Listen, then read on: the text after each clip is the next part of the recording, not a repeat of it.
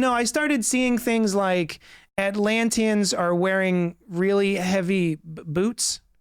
There were stormtrooper armor for Atlanteans who live in the water. And I was like, why do they have so much armor? They live in the water. None of that floats. What?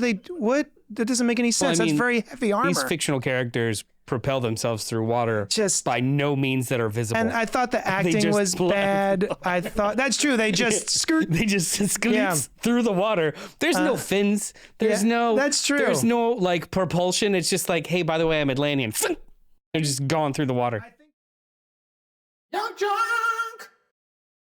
What's up to our sidekicks and henchfolk out there in the mother-loving geek nation? You're currently tuning into the CultPop New Year, New You podcast, episode 58, a show where we talk about movies, TV, comics, breaking news, seafaring superheroes, and all the other nerdy things.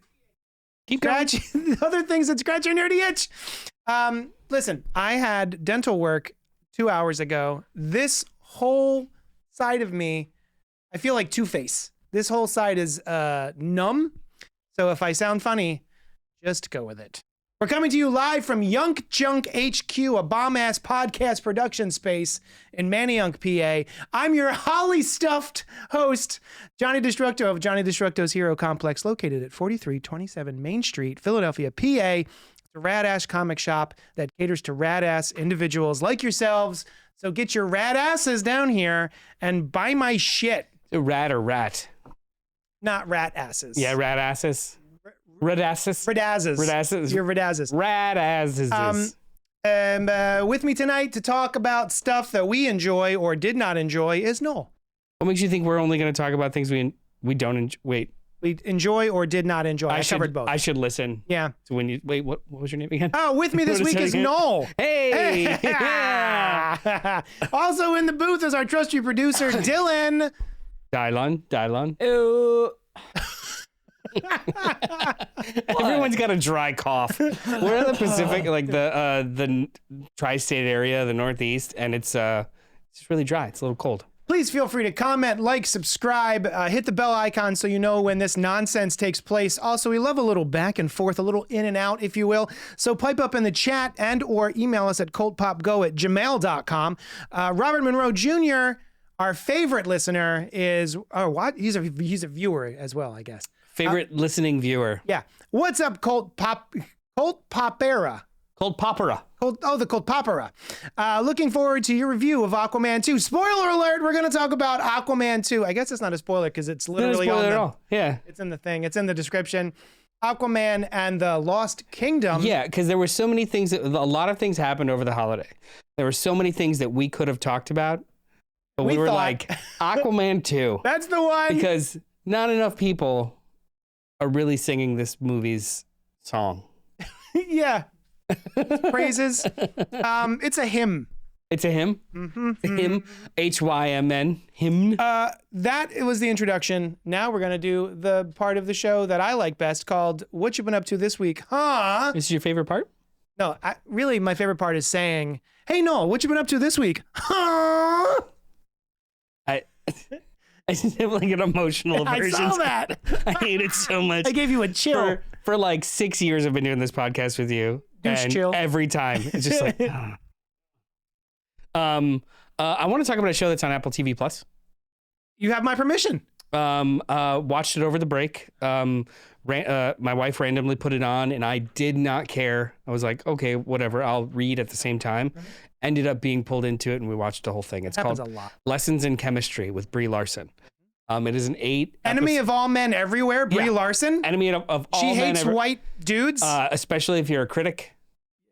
Hates you. Yeah, just the worst. Yeah. That was a joke. I love Brie Larson. It is. It's based on a book, a fictional book, but it's an amalgam of like a bunch of real people in history that this writer, I forget the name of the writer, I'm sorry, puts all of them together into this fictional character.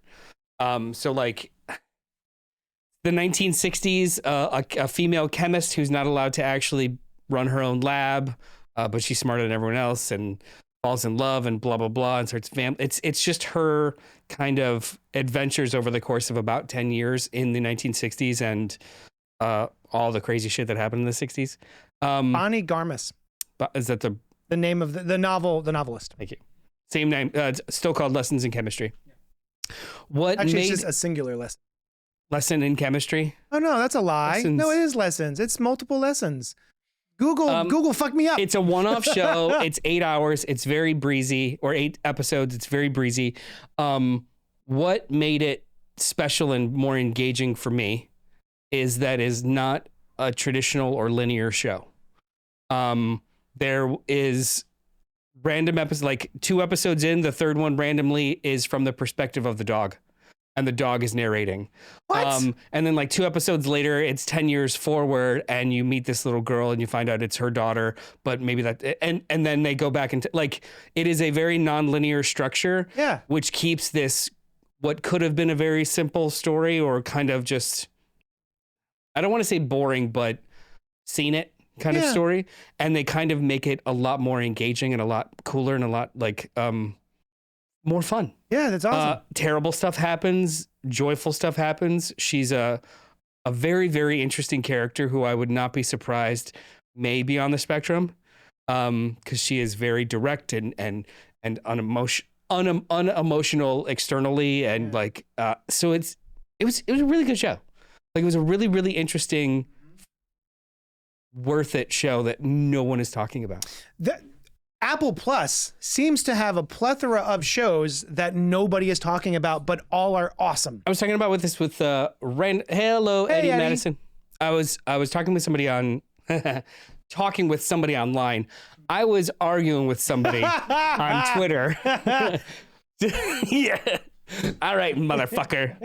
No, it actually wasn't that contentious, but the idea that, like, somebody had mentioned that Amazon and Apple are just banging out good stuff. Yeah. And I kind of threw out there, I was like, well, the reason why that's possible is because they don't need to make money. Their leverage or their return of investment is you're in our ecosystem and prestige. So they can drop $150 million on a 4 or 5 episode miniseries and not worry about any kind of return on investment, because any kind of prestige or awards that they win off of that or get off of that or word of mouth puts a new user in their ecosystem to potentially buy other products. I was wondering how that works. So they don't. That makes sense. They're like a couple $1 billion in the green. So a third season of a TV show that's really expensive is not necessary. It doesn't have the same return on investment that is required for network television with commercial buys and product placement and merchandising. They just do their own thing, and the value is people watching, and that's it, which is kind of cool. Amazon used to be like that, but they went a little too hardcore on Lord of the Rings, and that cost them like $1 billion. Did that show do well? I watched the first episode. I was a little sleepy. It didn't do bad, but it didn't do so good that they could just like rest their laurels on it, because I think they canceled a shit ton of shows after it. Like, and I watched the whole thing. We watched, my wife and I are big fans of Lord of the Rings. We're not like, I've read the novels, just the novels, not the appendices or the Silmarillion or studied maps and learned Elvish. There's different levels of fans. Did you, when you were reading Lord of the Rings, would you read the songs or would you skip the songs? I read the songs. You read the songs, all the lyrics? I didn't. Did you sing them? No, I didn't try to sing them. I just kind of read them. Yeah. There's not that many. I remember trying to read it, and I got like 3 songs in, and I'm like, never mind. My biggest problem with the 3 Lord of the Rings books, I did read them while the movies were coming out. My biggest problem, and this is just like a me problem, the first book, Fellowship of the Ring, everyone's together. Chapters are linear. In Two Towers On, when they separate, they alternate chapters and chunks of the book to only focus on one group. Yeah. So you read almost the entirety of Helm's Deep and all of this crazy shit with Aragorn and fam, and it was 500 pages until you got to see what Frodo did next. Yeah. So like it was a disjointed reading experience, whereas the movies, they obviously intercut them in a linear fashion, so the timeline made sense. Yeah. But you know, I was younger, and I was reading probably the biggest book I had ever read by then, and I had to retain Yes. exactly what does this take place the same time as this did that I read a week ago? Right. Yeah. All right. I was curious. But out of there. Yeah, So, lessons in chemistry. Lessons in chemistry. It's really, I actually think you would really enjoy it. It's very on my wonderful. list. Yeah. Every time I get up onto Apple TV Plus or whatever it's called, I see that and I'm like, oh, we got to watch that. And I know you're like into Morning Show. We haven't watched that yet, but that's totally on there. Morning Show I want to watch. Foundation I want to watch. The Mankind. What is it? For All Mankind. Yeah. They're on like their 5th season and apparently it's great.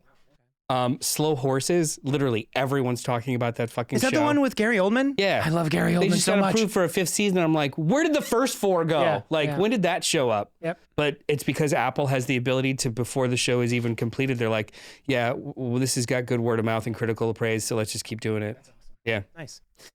What I've been up to this week is... Wait, let me ask you. Oh. Hey, JD. Hey, how you going? I was over here thinking about you. Did you have something to... Yeah, I just wanted to ask you really quickly, up, what you been doing this week? What have I been at? Yeah, this week. Yeah. I'm glad you asked me that. What If Season 2 dropped?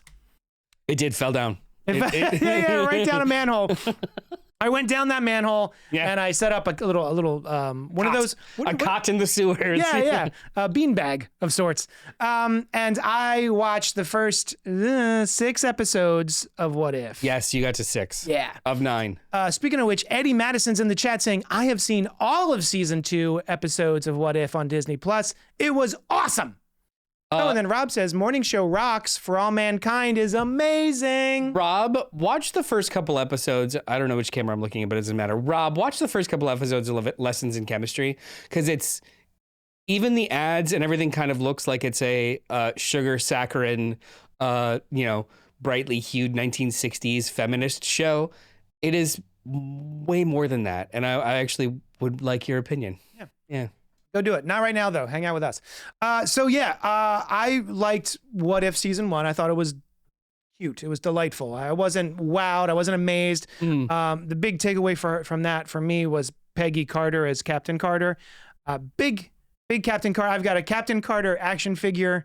I love it. She's wonderful. I've always liked Haley Atwell. Well, not always. I didn't know who Haley Atwell was until she was Peggy Carter. I've liked her since she was born. It's just...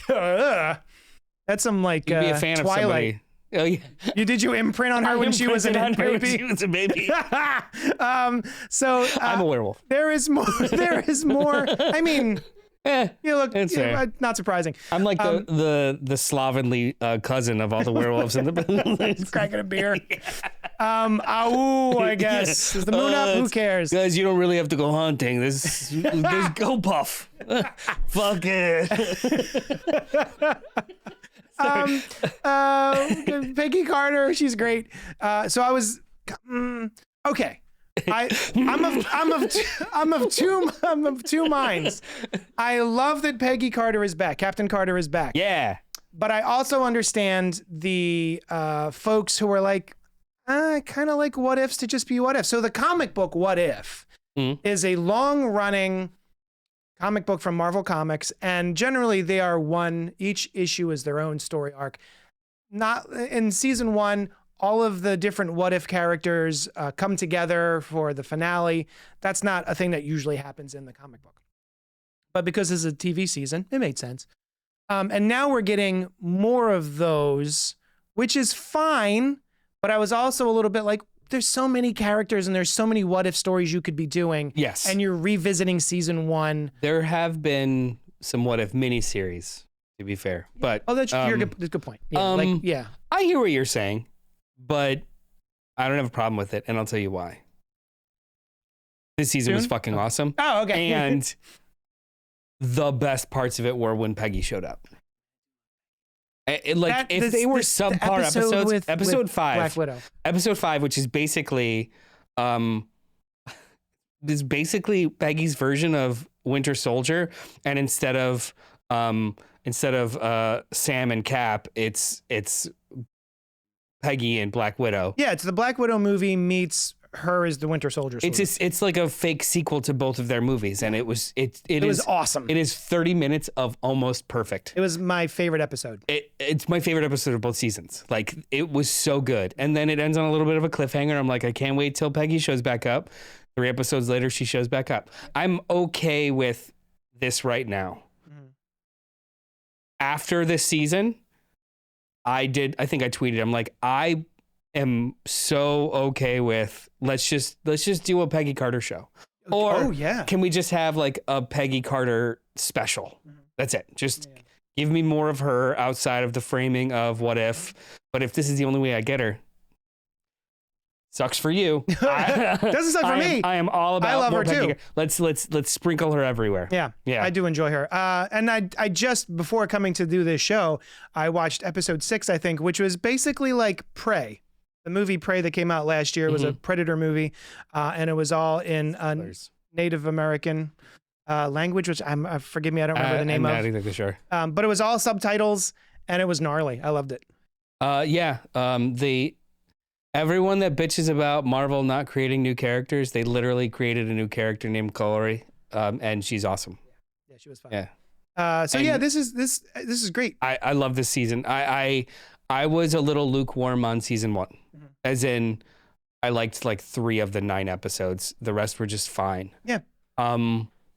This whole season, save for 1 episode, I enjoyed thoroughly. Was the 1 episode the Christmas special? It was stupid.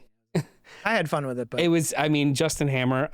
He could be in everything. That's Justin great. Hammer all day, bro. Yeah. I love Justin Hammer. Justin Hammer. It's good seeing him, but that was the 1 episode that I just started looking at my phone. I kind of checked out. I was just like, yeah. Oh yeah, okay, cool, yeah. Oh, look at that confusion.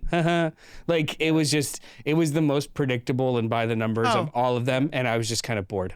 Yeah, I can feel that. Yeah. So I'm excited to finish season 2, but I'm seeing a lot of stuff on Twitter of like people either love the finale or they hate it, which is not uncommon.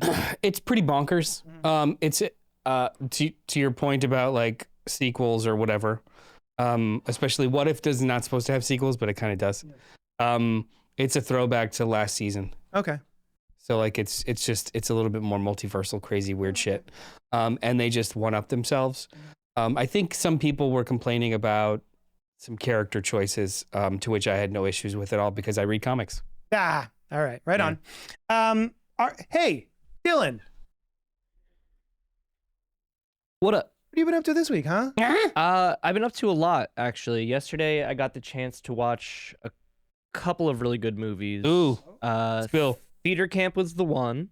Oh, nice. It stars Ben I Platt? don't think I know any of the actors' names. It's like Ben Platt, Ayo Edebiri. Yes. And her it's on normal Hulu. like writing and comedy partner.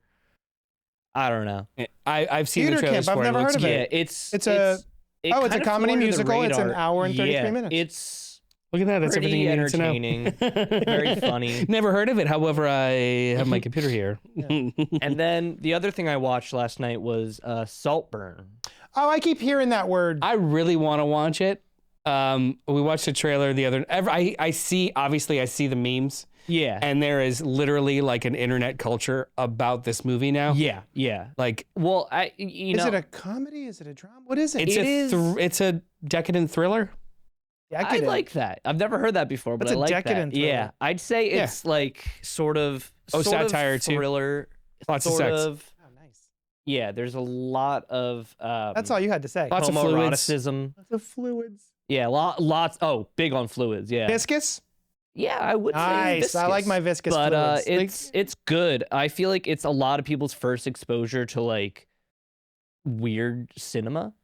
Like, because people are like, it's getting really popular and people are really shocked by it because there are a couple of like scenes where you're like, whoa, yeah. Oh, like great. I've seen some weird movies, but like this is probably the weirdest like movie that everybody's been talking about for. Like, Yeah, there's a lot of.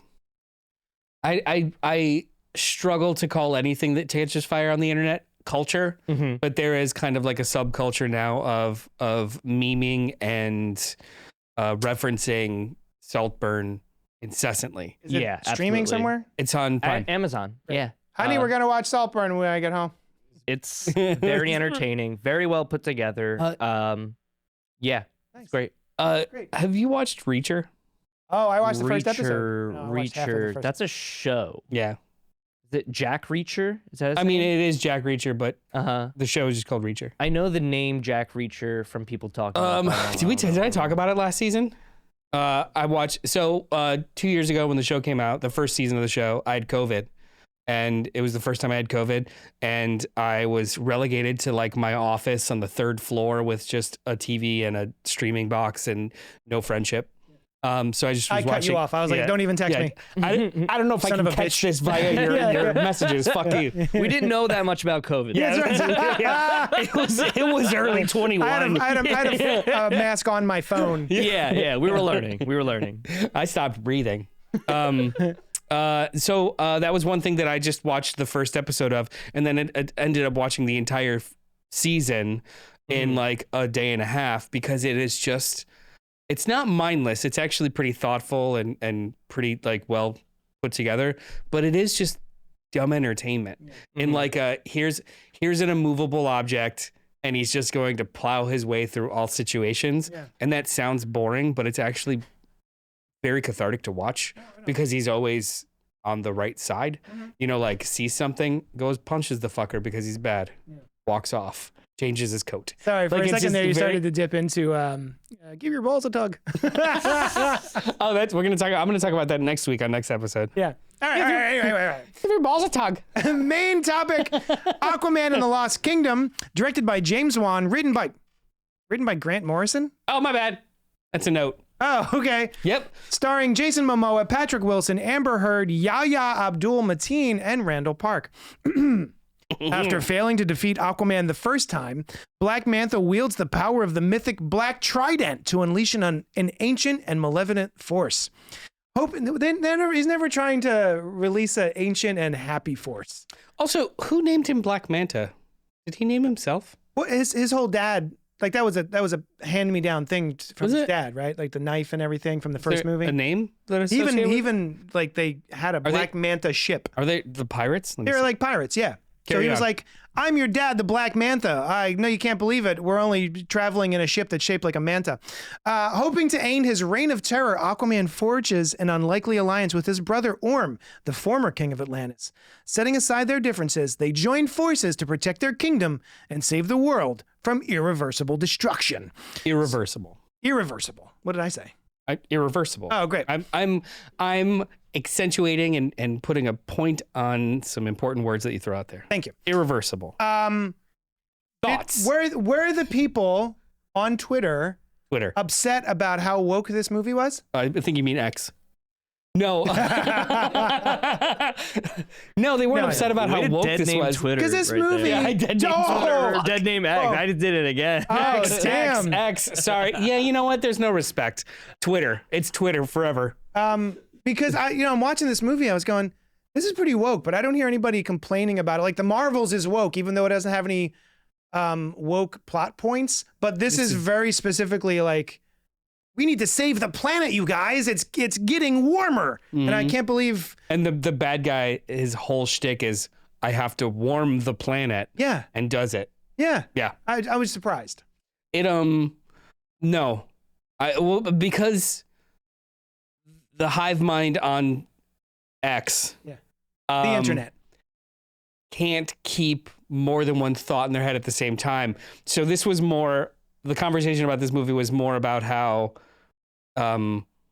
it's either yay, the Snyderverse is over with a whimper, or see how shitty Gunn is because it didn't make a lot of money, even though it had nothing to do with it.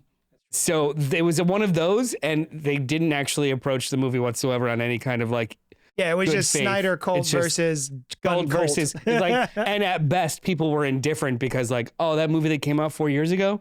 Okay. Yeah, they just didn't care. Okay, cool. So anyway, our thoughts on Aquaman. We're going to give you our main thoughts, and then we're going to tell you a spoiler alert, and then we're going to spoil the shit out of this movie. So Noel, why don't you start us off with your thoughts? Okay. No. I'm going to talk about the first one first. That's what I was about to ask you. Aquaman 1. Well, yeah, what were your thoughts on Aquaman 1, JD? I hated it. Yeah. Hated it. I remember, did me, you, was it Len, I think was there with, maybe it was just me and Len and maybe some of his friends, but I remember sitting in the theater, IMAX. Oh yeah, it wasn't me. I was excited I was like, this looks dumb as hell. I can't wait. And I sat down and I watched it with Len, the Bat Tribble, and I wanted to leave. And I was like, but... At what point? 20 minutes? Oh, there wasn't like a part of the movie where you're like, I'm done. Like when I started seeing things like Atlanteans are wearing really heavy boots. There was stormtrooper armor for Atlanteans who live in the water.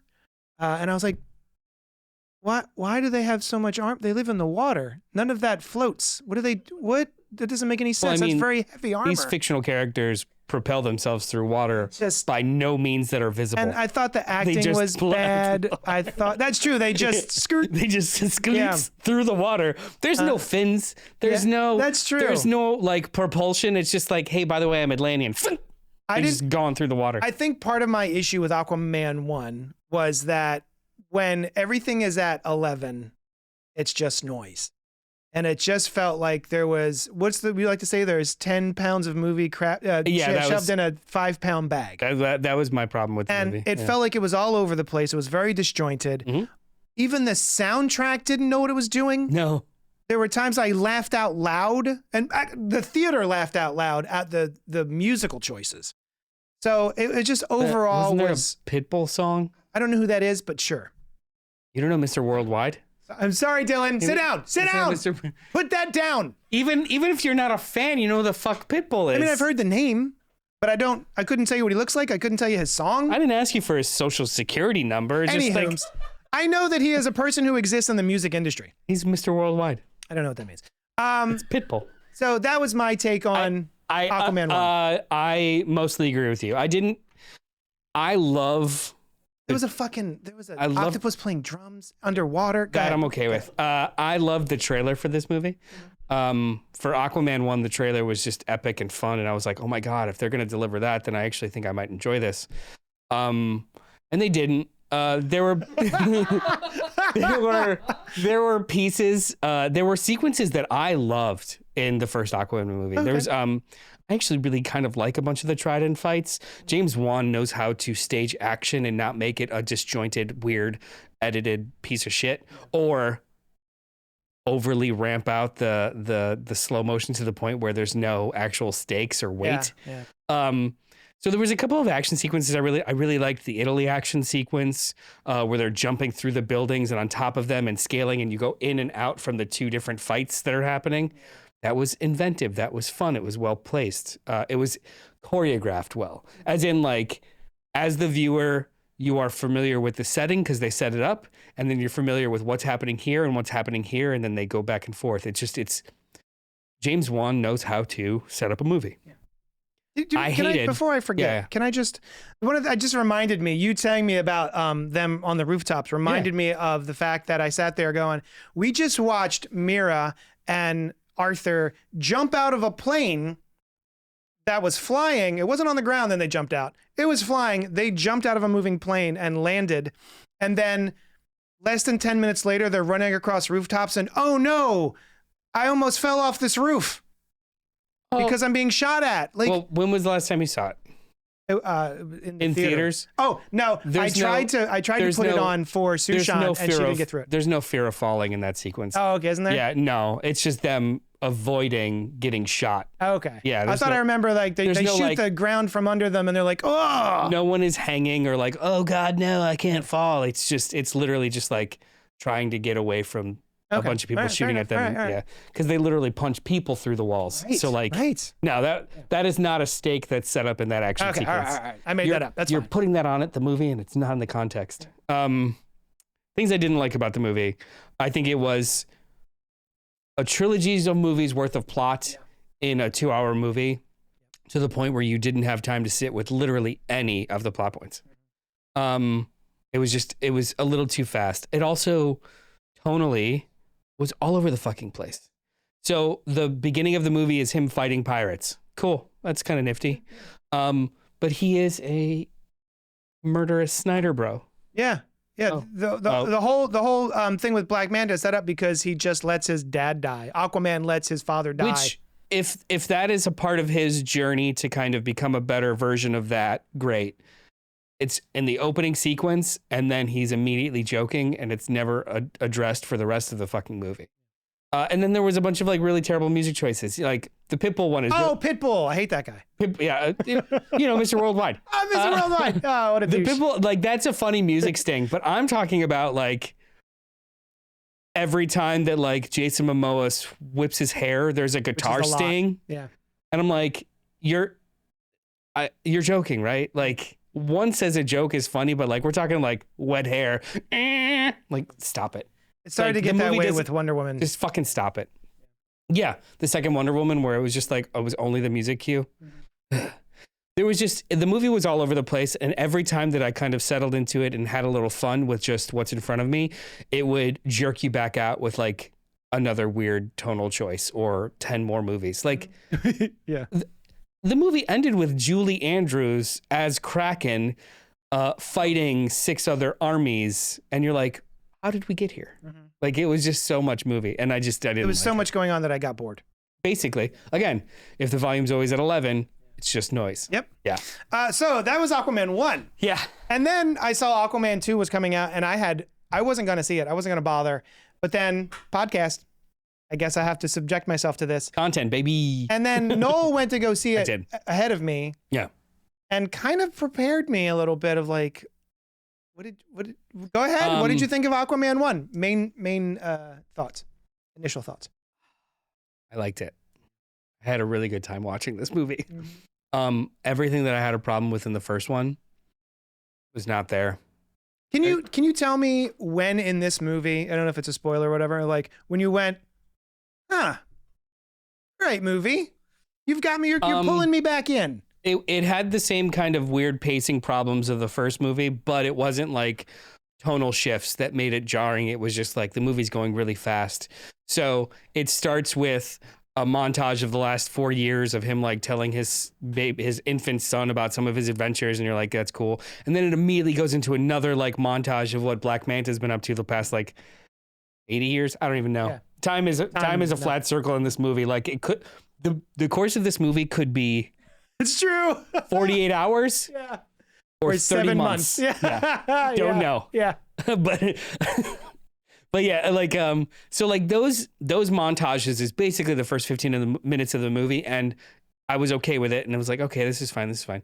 And then the next scene after he has a heart-to-heart talk with his dad or something, which was very charming. Yeah. The very next scene is all the bad guys on this enormous set. And I'm not talking about like a digital set or in the volume.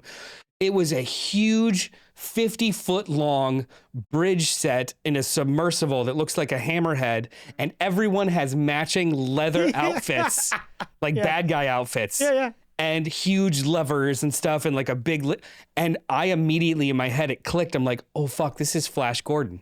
This is a 1970s, 1980s weird, hilarious, not taking itself seriously comic book movie. And it just clicked. I'm like, if this is what everyone enjoyed about the first one that I never clicked with, I get it. And from then on, I was like, this is great. And like, it started becoming actually funny. Everyone was incredibly charming. It just got dumber. It got bigger. And I'm like, this was really fun. Yeah. I enjoyed the shit out of this movie. Yeah. Same. I went in hopeful because of what you had told me. And as I was sitting there, I was going, yeah, he's right. This is a bucket of fun. I'm really having a blast with this. There's no tonal backlash. There's no like weird murderousness. It's a family movie. Yeah. But it's big and it's dumb and it's fun. It's which feels weird for me to say because the first one, everyone was telling me, oh, it's big and it's dumb and it's fun. I love it. And I was like, I don't know, I hated it. But now I'm saying the exact same thing other people were saying about the first one that I hated, and I'm having trouble, besides the fact that it was more streamlined. This was more streamlined. The musical cues made sense. And it was one score. Yeah. Oh, they had one needle drop that they used over and over again. Born to be Wild. Yeah. Was in the movie about 4 times. Yeah. And you know what? I don't care. Yeah, whatever. I don't give a shit. So I think we both surprisingly recommend Aquaman and the Lost Kingdom. I this was a good sit. It's just it's a breezy sit. Oh, also, you know what else we did? You you had told me about this and I didn't know about it, but we both have the Regal Unlimited app. And on top of that, they now have these reusable popcorn buckets and I guess medium soft drink. It's like a large popcorn and a medium soft drink for the year of 2024. It's like cheap refills if you just keep bringing it back. Yeah, you buy it. It's like $30 to buy both of them. And then every time you take them back to the theater, it's $10 to fill both of them. And you get a free refill. Oh, even better. Yeah, baby. So yeah, that made it kind of fun. I ate the shit out of my popcorn enjoying this movie. Yep. And yeah, I didn't understand. Again, the internet can't hold two thoughts in its head at the same time. So I get why people just immediately wanted to shit on this, but it wasn't warranted just as much as it wasn't warranted with the Marvels. I don't know why people. Sometimes fun is the goal. Yeah. Right. And that's okay. It doesn't have to be a masterpiece. It doesn't have to be Endgame. It doesn't have to be Zack Snyder's Justice League. Justice is gray and you cry at the end. Like, it could just be fun. Mm-hmm. And these two movies, comparatively, Marvels and Aquaman, are just really fun. And I just get really sad about people not being able to just let go. Yeah. Like my content does not have to teach me a lesson. Sometimes it's just a good time. Although this movie was trying to teach us a lesson. It was trying to teach kids a lesson. Yeah, sure. So spoiler alert, we're going to get into the spoils real quick before we wrap it up. I have a couple of things in order to make my thoughts usable, I made them 3 things I like, 3 things I didn't like about this movie. So we're going to go real quick. Noel, 3 things I liked about this. I'm going to go didn't like. 3 things I didn't like about this movie. Still too long. How long was it? It was 2 hours and change. Like maybe a nickel. It was like 2 and a nickel. Actually 2 hours and 4 minutes. Nice. It was almost a nickel. Yeah. Yeah. So, but still, I feel like we could have trimmed maybe 15, 20 minutes out of it. But that wasn't too bad. It wasn't like Aquaman 1 where I was literally like, can I just go? Can I just please, can I just get up and leave? The other thing I didn't like, so Kordax. Oh, wow. The first one was 2 hours and 25 minutes. Yeah. Kordax is the big bad. And he's the guy that is using Black Manta in order to get himself out of Necros, which is the city that has been frozen. The Lost Kingdom. The Lost Kingdom. Yeah. Wait, is this roll into spoilers? We're in spoilers. Oh, we are? Oh, yeah, okay, sorry. Yeah, it was a whole spoiler thing. Where am I? So I felt like Kordax, who needed a spell and to be frozen and to have his trident. It's a blood spell. A blood spell. Jesus Christ. A blood spell, and his axe, what is that? Stabby boy. Trident broken in half. Stabby boy. And his dark magic turns out boy. all they needed to do was kill him. And that was I was like, why didn't they just kill him a millennia ago? When I feel like you're being incredibly reductive about the plot. Aquaman You're being very reductive about that entire sequence of events. I'm reducing it like I'm cooking. Go on. What's your third thing? Oh, my third thing was the henchman who's funding Black Manta and his like 200 henchmen who are all wearing the same outfits. Sleek. They're very sleek. Bespoke outfits because they fit everyone perfectly. They look real nice. Yeah. I kind of wanted one. They reminded me of like Cobra from G.I. Joe. Where'd you guys get all this shit? Yeah, and honestly, that entire, the octopods. Yeah. Those like submersibles with 8 tentacles and shit, and the giant hammerhead. Those they found. Yeah. Those were part of the old kingdom. But still, just the entirety of it is G.I. Joe play sets. Yeah, all of it is like toys, and I loved all of it. Yeah. Yeah. So those are my 3 things I didn't like. Lengthy? Bit lengthy. I don't disagree. I'm just happy when a movie is 2 hours these days, because every movie is too long. Only 2 hours. Yeah. Oh, I mean the 4 minutes of No. I'm saying you're happy when a movie is only for 2 hours. Like 2 or less, I'm good. Yes. But like 2 hours and 4 minutes, that's the credits. No. So like the length itself in this movie didn't bother me, especially because I honestly don't think there was many slow parts in this adventure. Kordax killed too easy. I think that's bullshit. It was very difficult to. Also, too, narratively speaking, the actual events that led to him being awoken, that was the actual climax, not Kordax. He had absolutely nothing to do with the climax. It was the fight with this Black Trident that they find. Everyone that touches it becomes possessed by Kordax, this bad guy. So this whole time, Black Manta possessed, talking to himself, seeing goblins. Excellent design, like super cool, creepy monster design. And he's super strong.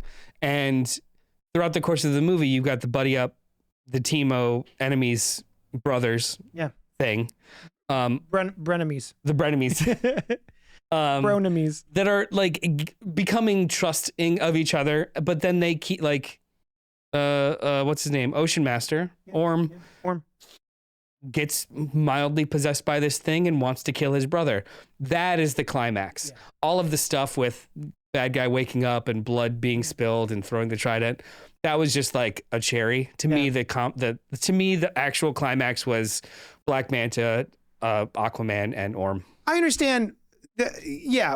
For the way we're watching it, yes, emotionally, that is the climax. Yeah. But for the characters in the film trying to defeat this evil that has been dormant, and oh my God, what if it gets free? Oh, we just kill it.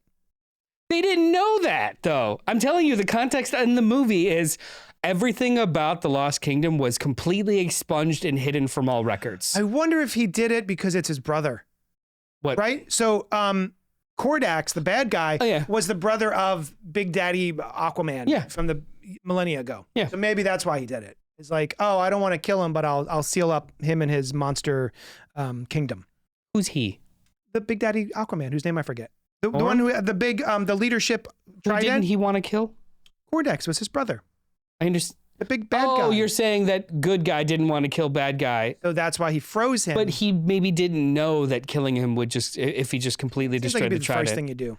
Oh, and they cut it in half and then he lost all his power. So then they froze and hid all remnants, right? Sure.